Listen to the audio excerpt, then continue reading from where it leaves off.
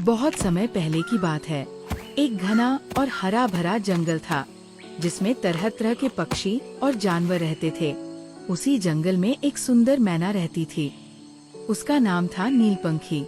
उसके पंख हल्के नीले रंग में चमकते थे और सूरज की किरणों में मानो आसमान का टुकड़ा झिलमिलाता हो। नीलपंखी बहुत दयालु थी।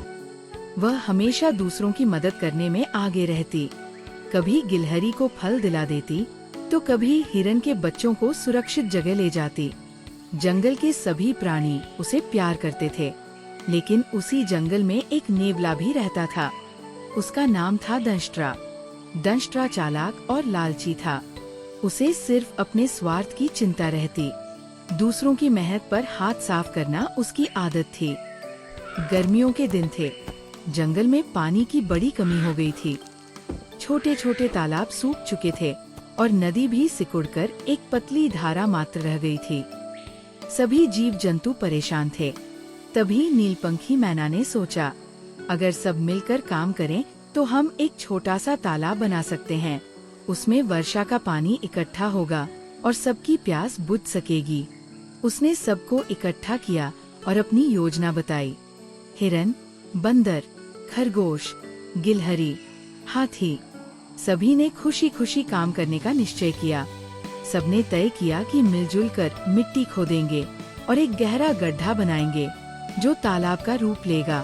अगले ही दिन काम शुरू हुआ।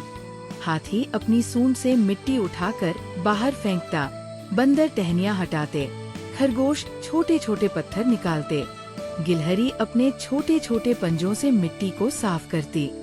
नीलपंखी सबको उत्साहित करती। देखो मित्रों, थोड़ी मेहनत और धैर्य से हम सबका भला होगा। धीरे धीरे गड्ढा गहरा और चौड़ा होता गया।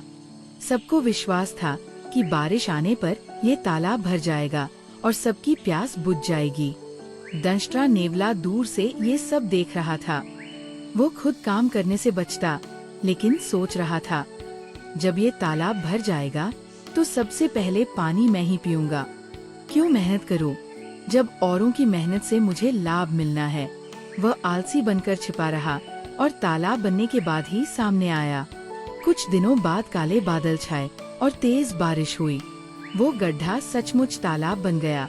उसमें साफ और मीठा पानी भर गया। जंगल के जीव खुशी से झूम उठे। सबने मिलकर तालाब के चारों ओर झाड़ियां हटाईं और रास्ता बनाया ताकि सब आसानी से पानी पी सकें। अब जंगल में फिर से जीवन लौट आया। हिरन, हाथी, बंदर सब तालाब का पानी पीकर ताजगी महसूस करने लगे। नीलपंखी मैना ने देखा तो उसका हृदय प्रसन्नता से भर गया। उसी रात दंष्ट्रा नेवला तालाब के पास आया। उसने सोचा, ये पानी तो सबके लिए है, लेकिन अगर मैं इसे अपने अधिकार में कर लूं तो सबसे अधिक लाभ मुझे मिलेगा। उसने योजना बनाई कि तालाब के पास कांटे और लकड़ियां बिखेर देगा ताकि बाकी जानवर डर जाए और वो अकेला तालाब का मालिक बन जाए। अगली सुबह उसने ऐसा ही किया। तालाब के चारों ओर उसने नुकीली टहनियां रख दी और जोर जोर से दहाड़कर सबको डराने लगा। ये तालाब मेरा है, अब कोई और यहाँ पानी पीने नहीं आएगा। जो आएगा मैं उसे काट खाऊंगा। जानवर घबरा गए। वे तालाब से दूर रहने लगे। नीलपंखी ने देखा कि सब प्राणी प्यासे हो रहे हैं, लेकिन नेवले के डर से तालाब तक नहीं आ पा रहे। उसने सोचा, अगर इस लोभी नेवले को रोका न गया तो सब मर जाएंगे। उसने एक योजना बनाई। रात में जब नेवला तालाब की रखवाली कर रहा था, नीलपंखी चुपचाप पास आई और अपने पंखों से तालाब का पानी छप छप करके उड़ाने लगी। नेवला चौंक कर बोला, कौन है? कौन मेरे तालाब का पानी खराब कर रहा है? नीलपंखी ने शांति से कहा, नेवला भाई, ये तालाब तुम्हारा नहीं है। ये सबकी मेहनत से बना है। तुम्हारा इसमें कोई योगदान नहीं। अगर तुम इसे अकेले रखना चाहोगे तो मैं अपने साथियों के साथ मिलकर इसे खाली कर दूंगी। तब तुम्हारे पास भी कुछ नहीं बचेगा। नेवला गुस्से से कांपने लगा, मगर मन ही मन डर भी गया। अगले दिन नीलपंखी ने सभी जानवरों को बुलाया और कहा, मित्रों, ये तालाब हमारी सामूहिक मेहनत से बना है। किसी एक का अधिकार नहीं है। अगर कोई इसे अपना बताता है तो वह अनुचित है। सब जानवर एक साथ बोले, हाँ, ये सच है। नेवला हमारा शत्रु नहीं, मित्र बन सकता है, पर अगर उसने लालच छोड़ा नहीं तो हम सब मिलकर उसका बहिष्कार करेंगे। ये सुनकर नेवले का साहस टूट गया।